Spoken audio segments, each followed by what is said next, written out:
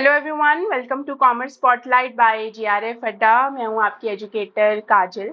अगर आप इस चैनल पर पहली बार आए हैं तो इस चैनल पर आपके लिए कॉमर्स एंड मैनेजमेंट से रिलेटेड वीडियोस आती हैं, और अगर आप मुझे पहली बार देख रहे हैं तो मैं इस चैनल पर आपके लिए कॉमर्स से रिलेटेड वीडियोस लेकर आती हूं विद आयुषी मैम। मैंने हाल में ही यानी दिसंबर 2024 में पेपर टू कॉमर्स से अपना जीआरएफ क्वालिफाई किया है, और आज हम बात कर रहे हैं आपके बारे में। जून 2025 का रिजल्ट अनाउंस हो चुका है। कल शाम को आंसर की आने के बाद तुरंत काफ़ी जल्दी आपकी रिजल्ट को भी अनाउंस कर दिया गया था। एक्सपेक्टेड था कि रिजल्ट आ जाएगा, बट एनटीए ने कल ही आंसर की के साथ साथ फाइनल आंसर की के साथ साथ रिजल्ट भी अनाउंस कर दिया था। आई होप आप लोग अभी तक अपना रिजल्ट चेक कर चुके हैं। नहीं चेक किया है तो आप वेबसाइट पर जा सकते हैं, क्योंकि कल रात को काफ़ी परेशानी आ रही थी सबको रिजल्ट चेक करने में कि एक साथ वेबसाइट पे सब पहुंच जाते हैं तो वेबसाइट कभी कभी क्रैश हो जाती है, रिस्पॉन्ड नहीं करती है। वो इशू हो गया था, बट अब तक वो रिजॉल्व हो चुका है। धीरे धीरे सब अपना रिजल्ट चेक कर पा रहे हैं। तो अगर अभी अभी तक आपने चेक नहीं किया है तो ज़रूर जाकर आप चेक कर सकते हैं, ठीक है। और आज का ये वीडियो जो है, इट्स नॉट अबाउट कि क्या कट ऑफ गई, क्या रहा पेपर, कैसा था, उस हिसाब से कितने बच्चे क्वालिफाई कर पाए। नो, इट इज़ अबाउट कि जो क्वालिफाई नहीं कर पाए वो क्या, ठीक है। जो क्वालिफाई कर गए, चाहे किसी भी कैटेगरी में, आपके कैटेगरी 1 में, 2 में या 3 में, सबको बहुत सारी बधाई, many many congratulations everyone those who have qualified for GRF, net और पीएचडी। लेकिन जो नहीं क्वालिफाई कर पाए, अब उनको क्या करना चाहिए? व्हाट शुड दे डू ना? क्या उन्हें बैठ जाना चाहिए कि चलो छोड़ो, अब नहीं होगा मुझसे, ठीक है। अब आपको क्या करना चाहिए? क्या आपको अपना ड्रीम जो था कि मुझे पीएचडी करनी है, मुझे अपने सब्जेक्ट में मास्टर मतलब एक्सपर्टीज हासिल करनी है, मुझे असिस्टेंट प्रोफेसर बनना है, क्या ये आपको छोड़ देना चाहिए एंड यू शुड स्विच और यू शुड कंटिन्यू? तो अब आखिर क्या करना चाहिए? अगर आप फेल हो गए हैं इस अटेम्प्ट में, तो what should be the next step? Okay, I don't want to be harsh, ज़्यादा रूड नहीं होना चाहती, but truth is that yes, you have failed this attempt. आपने बहुत मेहनत की, यू हैव गिवन योर 100%, बहुत मेहनत की, बहुत सारे टेस्ट लगाए, कॉन्सेप्ट को डीप डाइव में पढ़ा, जो लगता था कि ये भी पढ़ लेते हैं, ये हो जाएगा, आ सकता है, वो भी किया। एग्जाम में भी जाकर आपने पूरी कोशिश की कि आप जितने ज़्यादा हो सके सही क्वेश्चंस कर पाएं, बट फिर भी अगर आपका रिजल्ट पॉजिटिव नहीं आया है, if you have failed this attempt, आप उतना स्कोर नहीं कर पाए हैं जितना रिक्वायर्ड था, तो अब आपको क्या करना चाहिए? तो पहली बात तो ये, do not down your motivation, क्योंकि इस बार जो कट ऑफ गई है अनरिजर्व कैटेगरी के लिए for GRF, that is 224, highest till date है। अभी तक इतनी कट ऑफ कभी देखने को नहीं मिली थी पेपर टू कॉमर्स में, लेकिन ये अभी तक की पेपर टू कॉमर्स की स्पेसिफिकली हाईएस्ट कट ऑफ है। और लास्ट टाइम जो आपकी कट ऑफ गई थी 210, इससे मतलब बिल्कुल एकदम जंप किया है, क्योंकि एक्सपेक्टेड नहीं था। सब एक्सपेक्ट कर रहे थे कि कट ऑफ ज़्यादा जा सकती है, बट इतनी ज़्यादा 224 question is a big number. तो सबसे पहले तो आपको ये समझना है कि कट ऑफ आपकी दो चीज़ों पे मेजरली डिपेंड करती है। एग्जाम का लेवल कैसा होता है और कैंडिडेट्स कितने अपीयर कर रहे हैं, ठीक है। जितने ज़्यादा कैंडिडेट्स अपीयर करेंगे, कट ऑफ उतनी हाई जाने के चांसेस होते हैं। और अगेन, लेवल अगर आपका इजी होगा, मॉडरेट होगा, तो भी आपका कट ऑफ हाई जाता है। इस बार जो पेपर फीडबैक आया, पेपर रिलीज होने के बाद, प्रोविजनल की रिलीज होने के बाद हमने भी पेपर चेक किया, तो यही समझ में आया कि पेपर आपका इजी मतलब मॉडरेट था। बेसिकली देखा जाए तो पेपर का लेवल काफी मॉडरेट था। तो एक्सपेक्टेड था कट ऑफ हाई जा सकती है, और हाई गई भी, ठीक है, लेकिन बहुत ज्यादा आई गई है। तो इसलिए आपको अपना मोटिवेशन डाउन नहीं करना है, क्योंकि 224 कट ऑफ जाना वॉज लिटिल अनएक्सपेक्टेड, ठीक है, कि थोड़ा अनएक्सपेक्टेड लग रहा था कि 210 से सीधा 224 चली जाएगी कट ऑफ, ये अनएक्सपेक्टेड था। तो इसलिए इतनी हाई कट ऑफ गई, तो आपको अपना मोटिवेशन डाउन नहीं करना है, ओके। बाकी बात रही कि आगे आपको क्या करना चाहिए, what should be your next step. Next step आपका क्या होना चाहिए? तो सबसे पहले तो अगर आप डिलीजेंट है अपने ड्रीम को लेकर कि मुझे पीएचडी करना है, मुझे एपी के लिए जाना है, मुझे अपने एरिया ऑफ फील्ड में और एक्सपर्टीज हासिल करनी है सब्जेक्ट को लेकर, तो you should continue, you should continue. Next attempt है आपका दिसंबर 2025 का।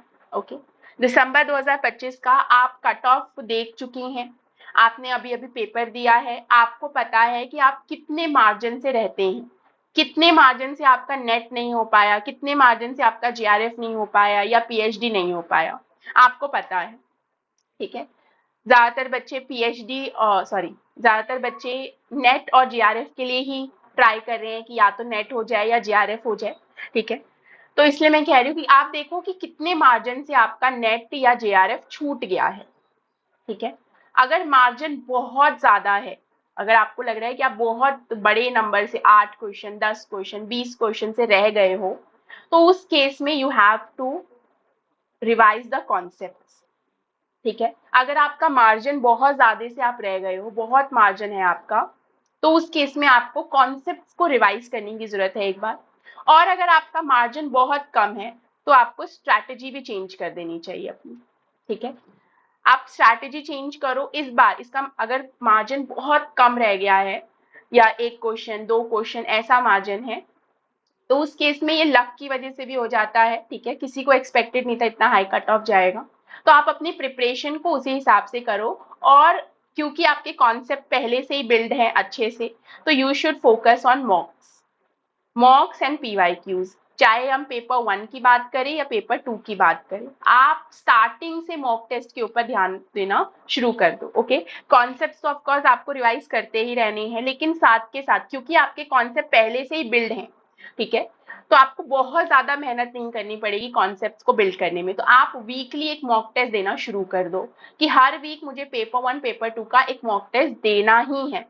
देखो आप क्या इम्प्रूव कर रहे हो कि नहीं। अगर आप इम्प्रूव कर रहे हो तो वेल एंड गुड। नहीं, अगर आपको लग रहा है कोई स्पेसिफिक टॉपिक है पेपर 1 या कोई स्पेसिफिक टॉपिक है पेपर 2 का, और आपको लग रहा है उसी टॉपिक से मेरे बार बार क्वेश्चन गलत हो रहे हैं हर मॉक टेस्ट में, देन आपको स्पेसिफिकली उसी टॉपिक को उसी कॉन्सेप्ट को सिर्फ रिवाइज करने की, दोबारा से एक बार गो थ्रू करने की जरूरत है। ठीक है, ये चीज आपको करनी चाहिए। अगर आप अपने ड्रीम पर गिव अप करने को रेडी नहीं है तो you have the December attempt, आप दिसंबर अटेम्प्ट दो। उसमें अभी आपके पास जो भी समय बचा है 5 महीने का, गिव इट ऑल, अपना जो है जितना है सब दे दो। और याद रखो कि इस बार अगर आपकी कट ऑफ 224 गई है ना अनरिजर्व कैटेगरी के लिए, तो आपको तैयारी इस हिसाब से करनी है कि आप मान के चलो अगली बार कट ऑफ 234 जा सकती है। ठीक है, 250 जा सकती है। जब आप ये सोचकर तैयारी करोगे ना कि यार अगली बार तो इससे कहीं ज्यादा कट ऑफ जाने वाली है, 250 जा सकती है, तो आपकी जो तैयारी है वो भी फिर आप उसी लेवल के हिसाब से उसी से अलाइन करके अपनी मेहनत अपनी स्ट्रैटेजी बना सकते हो। ठीक है, तो पहले तो आप ये सोच लो कि अगर जून 25 में अगर आपकी अनरिजर्व कैटेगरी के लिए जीआरएफ का कट ऑफ 224 गया है, तो आप अपने दिमाग में एक टारगेट सेट कर लो कि दिसंबर 25 में ना ये 250 भी जाएगा। ये सोच के रख लो। एग्जाम क्या होगा कैसे होगा वो देखेंगे जब होगा, लेकिन आप जब तैयारी कर रहे हो ना तो आप टारगेट सेट कर लो कि यार अगले अटेम्प्ट में ना ये कट ऑफ इससे कहीं ज्यादा जाएगी, आपके 250 तक कट ऑफ जा सकती है। तब आप इसी कट ऑफ के हिसाब से कि क्या आप ये कट ऑफ मैच कर पाओगे या नहीं अपनी प्रिपरेशन के साथ जो आप अभी प्रिपेयर्ड हो या कर रहे हो, अगर मैच कर पाओगे तो कंटिन्यू ऑन दैट, और नहीं आप ये कट ऑफ मैच कर पाओगे तो आपको अपनी प्रिपरेशन को और अलग तरीके से करने की जरूरत है। तो पहले तो आप अपने दिमाग में दिसंबर 25 का टारगेट सेट कर लो कि 250 कट ऑफ जाने वाली है, दिसंबर 25 में आपकी कट ऑफ 250 जाने वाली है, ये मान लो। और तब आप इसी पॉइंट ऑफ व्यू से इसी एटीट्यूड के साथ तैयारी करो, and trust me you will see the positive results. ठीक है, क्योंकि पॉजिटिव रिजल्ट्स हर बार सिर्फ पढ़ने से नहीं होता है। आप जब तक एटीट्यूड पॉजिटिव नहीं रखोगे ना, एटीट्यूड पॉजिटिव नहीं रखोगे तब तक रिजल्ट्स भी पॉजिटिव देखने को नहीं मिल सकते। ठीक है, अगर आपका एटीट्यूड ऐसा है कि यार नहीं हुआ, मुझसे तो होगा ही नहीं, पता नहीं सब बच्चों का हो रहा है, मेरा क्यों नहीं हो रहा है, मैं क्या छोड़ रहा हूँ या छोड़ रही हूँ, मेरा लक खराब है, जब तक आप इसी चीज को लेकर बैठे रहोगे ना तब तक आप आगे नहीं बढ़ पाओगे। देखो जून का रिजल्ट आ चुका है, अगर आप क्वालिफाई नहीं किए हो तो जस्ट लीव इट, ठीक है, लीव इट, ओके। और आप दिसंबर वाले अटेम्प्ट के ऊपर फोकस करना शुरू कर दो। कल का दिन था आपके पास रिजल्ट को लेकर थोड़ा अपसेट होने के लिए, कल का दिन आपका निकल चुका है, आज एक नया दिन है। Start your day with the plan कि क्या करना है दिसंबर के लिए। ओके, दिसंबर के लिए अभी से एक दिमाग में पेन एंड पेपर लेकर बैठो, नोट डाउन करना शुरू करो। टॉपिक्स जो आपके लिए बिल्कुल मतलब आउट ऑफ द बॉक्स हो जाते हैं, क्वेश्चन आता है तो टॉपिक्स जो आपको बिल्कुल समझ में नहीं आते हैं, चाहे पेपर 1 पेपर 2 दोनों के लिए मैं बात कर रही हूँ, टॉपिक्स जहां से आपके क्वेश्चन बहुत ज्यादा गलत हो रहे हैं, ये सारे टॉपिक्स लिखो। आप अपना अभी रिसेंट 2025 वाला जून का जो आपने पेपर दिया है, आपके पास आंसर की है फाइनल वाली, आपके पास अपना रिस्पॉन्स शीट है, अभी आप ये वीक एनालिसिस को दो। देखो वीडियोस तो आपको एनालिसिस में मिल जाती है, लेकिन वो एनालिसिस सब्जेक्टिव नहीं होता है, वो ऑब्जेक्टिव पॉइंट ऑफ व्यू से किया जाता है, सबके लिए एक जैसा। आप अपना एनालिसिस खुद करो, पेन पेपर लेकर बैठो, आपका अपना रिस्पॉन्स शीट और आपकी फाइनल आंसर की दोनों लेकर बैठो। देखो कि क्या था जो आप बहुत गलत करके आए हो, क्या आपने कॉम्प्रिहेंशन में ज्यादा गलतियां कर दी, क्या आप डीआई में गलती करके आ गए, क्या आप ऐसे टॉपिक्स में गलती करके आ गए जो बिल्कुल देखने में एक नजर में लग रहे थे कि ये तो बहुत इजी क्वेश्चन है। क्या आपने ऐसी गलतियां की हैं जो सिली मिस्टेक्स में आप काउंट कर सकते हो? क्या आपने कॉन्सेप्चुअल एरर्स किए हैं? ठीक है, क्या आपने सिली एरर्स किए हैं या कॉन्सेप्चुअल एरर्स किए हैं? पहले तो ये बाइफरकेट करो। सिली एरर्स जो हैं वो इसलिए होते हैं क्योंकि फर्स्ट आपको लगता है या तो ओवर कॉन्फिडेंस की वजह से कभी कभी सिली एरर्स हो जाते हैं, नहीं तो आपको लगता है कि जब प्रिपरेशन के टाइम पर कि ये टॉपिक इतना इंपॉर्टेंट नहीं है, अब यहाँ से क्वेश्चन नहीं बनते हैं, तो आप छोड़ देते हो, या एग्जाम में जल्दबाजी की वजह से, ठीक है, टाइम मैनेजमेंट खराब हो जाता है एग्जाम के टाइम पे और आप जल्दबाजी की वजह से सिली एरर्स कर देते हो। कभी कभी टेक्निकल ग्लिचेस की वजह से, क्योंकि आप फटाफट कर रहे हो, आपने माउस में देखा कि आंसर बी है लेकिन गलती से आप टिक करके आ गए सी, और आपको अपना रिस्पॉन्स शीट देख के समझ में आता है अरे यार ये क्या कर दिया मैंने, ये तो आंसर बी मैंने टिक किया था, पता नहीं सी कैसे टिक हो गया। क्योंकि वो टेक्निकल ग्लिचेस की वजह से जब आप टाइम ठीक से मैनेज नहीं कर पाते तो आप फटाफट माउस को रन करना शुरू करते हो, जिसकी वजह से आप गलत ऑप्शन टिक कर देते हो। तो ये सारे देखो, अगर सिली एरर्स को आप सिर्फ तभी अवॉइड कर सकते हो जब तक आप फोकस्ड हो, ठीक है, जब तक आप फोकस्ड हो, प्रिपेयर करते वक्त भी और एग्जाम देते वक्त भी, ओके, दोनों समय आपका फोकस अगर डाइवर्ट होगा तो सिली एरर्स होंगे ही, ओके, इसको आप फिर अवॉइड नहीं कर पाओगे। हाँ, बात है जिसको आप अवॉइड कर सकते हो पढ़कर और मेहनत करके, वो है कॉन्सेप्चुअल एरर्स। अगर आपके कॉन्सेप्चुअल एरर्स हो रहे हैं, आंसर शीट को अपनी रिस्पॉन्स शीट को एनालाइज कीजिए विद द फाइनल आंसर की, और देखो कॉन्सेप्चुअल एरर्स अगर हो रहे हैं तो दोबारा से आप डीप डाइव कीजिए कॉन्सेप्ट्स में, ओके, कॉन्सेप्ट्स को दोबारा गो थ्रू कीजिए, चाहे पेपर 1 हो या पेपर 2 हो, तभी आप अपनी इन गलतियों को नलीफाई कर सकते हैं, अवॉइड कर सकते हैं इन योर दिसंबर 2025 अटेम्प्ट, ठीक है। मोटिवेशन डाउन करने से कुछ नहीं होगा, अगर आप अभी बैठ जाएंगे तो जो हो सकता है वो भी नहीं होगा। अगर आप अभी छोड़ दें कि चलो यार मुझसे नहीं होगा, मुझे नहीं देना दिसंबर वाला अटेम्प्ट, तो इस बार तो आप कट ऑफ, तो आपने एटलीस्ट पेपर दिया था तो आप कट ऑफ में कहीं तो पहुंचे। अगली बार जब आप अटेम्प्ट ही नहीं दोगे तो फिर तो कुछ नहीं होगा, फिर तो कुछ भी नहीं होगा, ओके। तो ये मत सोच के बैठना कि मुझे अब करना ही नहीं है। आपने जिस मोटिव के साथ, हमेशा याद रखना, आपने जिस मोटिव के साथ इस एग्जाम के लिए प्रिपेयर करना शुरू किया था, वो मोटिव जो है, जब तक आप दोबारा से अपने दिमाग में रिकॉल नहीं करोगे, जब तक अपने आप को रेडी नहीं करोगे कि मैंने तैयारी शुरू क्यों की थी, ये एग्जाम देने के पीछे पर्सपेक्टिव क्या था। मैंने बहुत स्टूडेंट से सुना है कि मैम हमें नेगेटिव व्यूज मिलते हैं, हमारे दोस्त रिश्तेदार फेलोज कहते हैं कि ये एग्जाम करने का कोई फायदा नहीं, तो हम डिमोटिवेट हो रहे हैं। ऑफकोर्स होगा, क्योंकि ये एलिजिबिलिटी टेस्ट है, ये भी ध्यान रखना, ये सिर्फ एलिजिबिलिटी टेस्ट है, इससे आपको कोई जॉब नहीं मिलती है। लेकिन ये एलिजिबिलिटी टेस्ट जब तक आप फुलफिल नहीं करोगे तब तक तो आपको जॉब मिलेगी भी नहीं।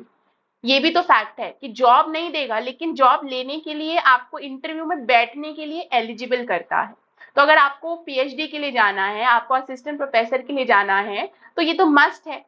और अगर आपको करना ही नहीं है इस सेक्टर में जॉब, तब तो दैट्स अ डिफरेंट थिंग, ठीक है, तो आप मोटिव को ध्यान करो। क्या आपका सपना था, क्या आपका ड्रीम था कि मुझे अपने नाम के आगे डॉक्टर चाहिए? क्या आपका ड्रीम था कि भाई मैं, एक मिनट, क्या आपका ड्रीम था कि मुझे कॉलेज जाना है, नो, पढ़ाना है स्टूडेंट्स को, और हाई स्कूल में जाना है, हायर स्टडीज में जाना है बेसिकली? तो क्या वो आपका ड्रीम था कि एकदम हम सुष्मिता सेन की तरह, for girls I am saying, ठीक है, याद करो। क्योंकि देखो, मैं अपना पर्सनल बताती हूँ, ठीक है, जब भी मुझे फील होता था, मैंने भी 3 अटेम्प्ट दिए हैं, ठीक है, मैंने 3 अटेम्प्ट दिए हैं, और 3 में से 2 अटेम्प्ट तो ऐसे थे मेरे जिनमें मैं एकदम, मतलब कहते हैं ना, बॉर्डर लाइन पे रह जाना, मैं दोनों अटेम्प्ट में बॉर्डर लाइन पर रह जाती थी, मेरा नेट भी क्वालिफाई नहीं होता था। तो तीसरा अटेम्प्ट जो मैंने दिया ना, तो आई वॉज स्टिल फीलिंग कि यार नहीं होगा तो छोड़ दूंगी, नहीं होगा तो छोड़ दूंगी, बट आई न्यू कि मैं ये छोड़ नहीं सकती। मुझे, अगर मेरा दिसंबर 2024 का अटेम्प्ट नहीं क्वालिफाई होता तो मैं वापस जून का अटेम्प्ट देती, अगर मेरा जून वाला नहीं हुआ होता तो मैं वापस दिसंबर वाला भी देती। ठीक है, क्यों?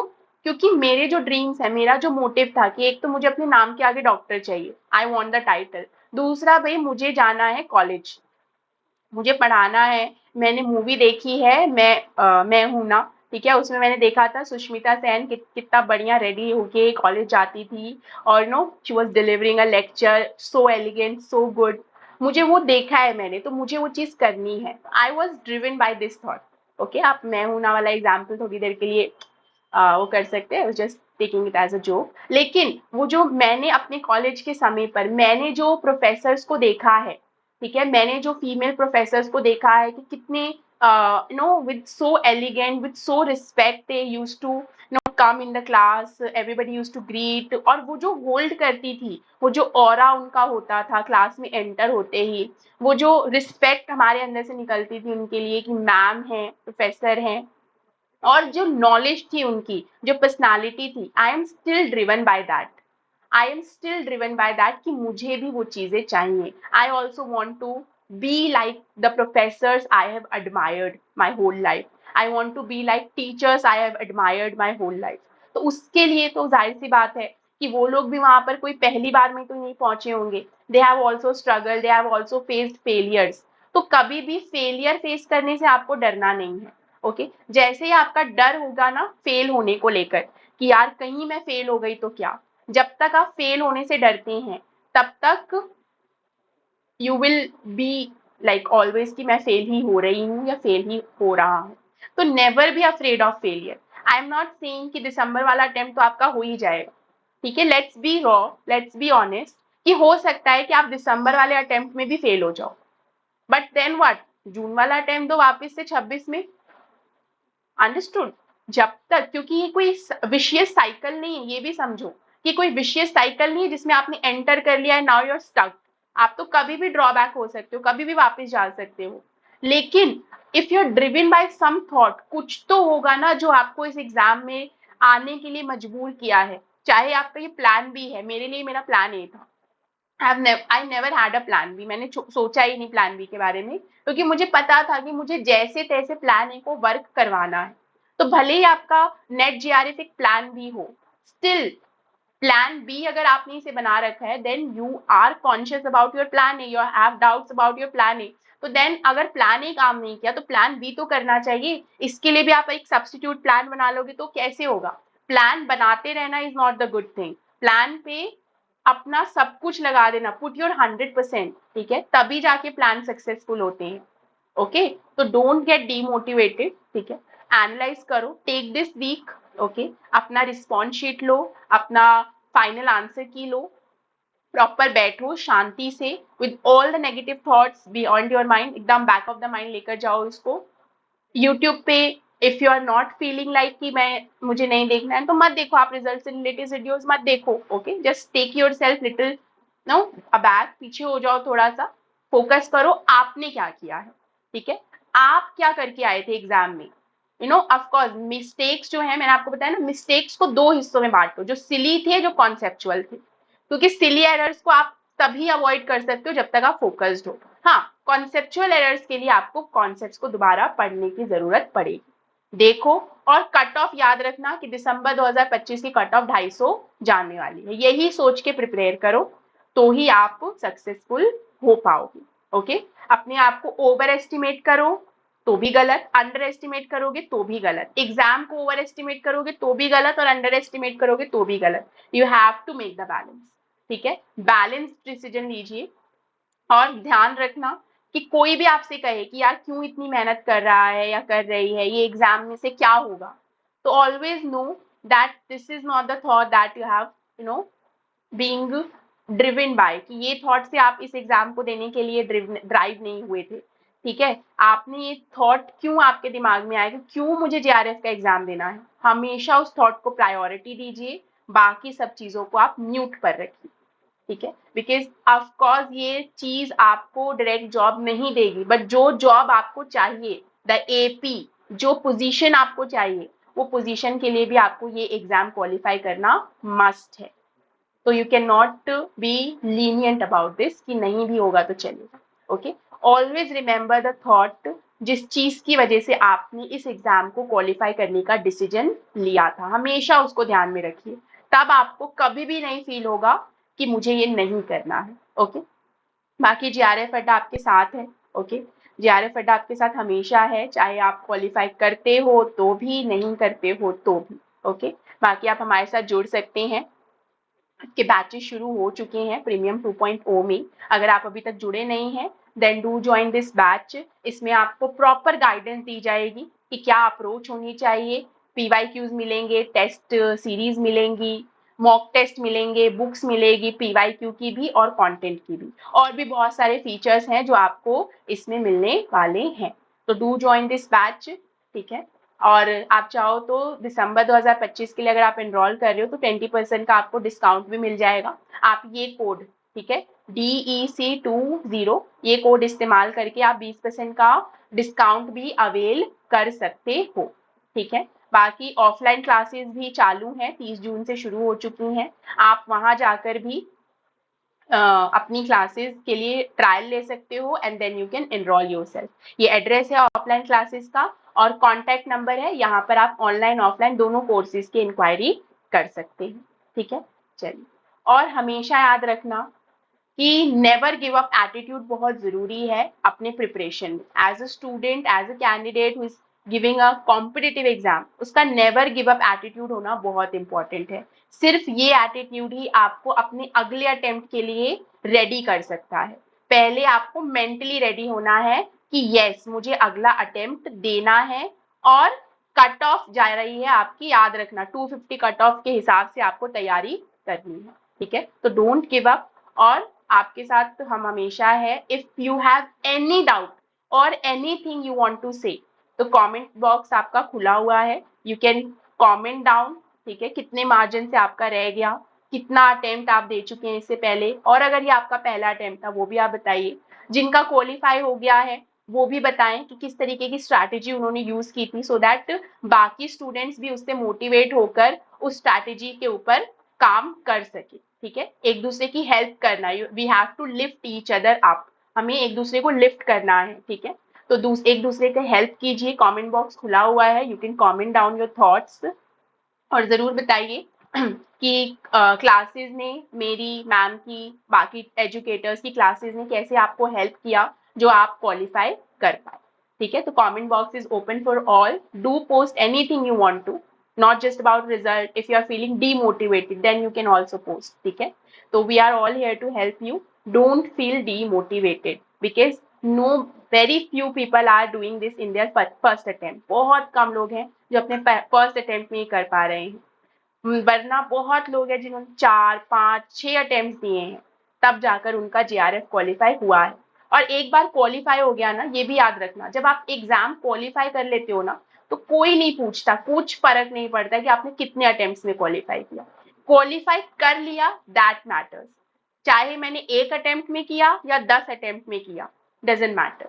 ठीक है, तो always be positive about this कि आपको सिर्फ क्वालिफाई करना है। नंबर ऑफ अटेम्प्ट लिमिटेड है, सॉरी अनलिमिटेड है, तो डू गिव, जब तक आपका एज है तब तक आप अटेम्प्ट देते रहिए, जब हो जाएगा जेआरएफ तो हो गया, आप बोल देना सबको कि भाई मेरा एक ही अटेम्प्ट में हुआ था, कौन जाएगा पूछने के लिए।